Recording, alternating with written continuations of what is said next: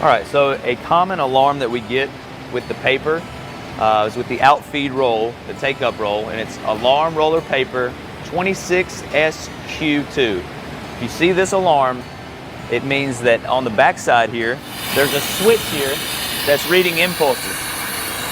This right here needs to be pushed down. This pin needs to be locked in position, holding this switch down.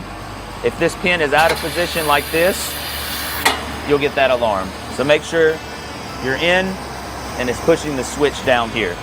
All right, so after you fix that, you come back over here to clear the alarm, the red X. Now it's cleared that alarm. Now you're able to start automatic cycle.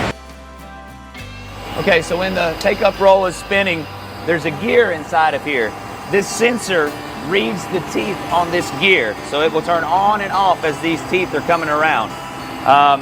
If you're having paper alarms still, this didn't fix it, take a screwdriver or something metal you can fit in there and confirm that that sensor is working. So it is seeing something, so that sensor is working. If not, then check your connection or you may need to replace your sensor.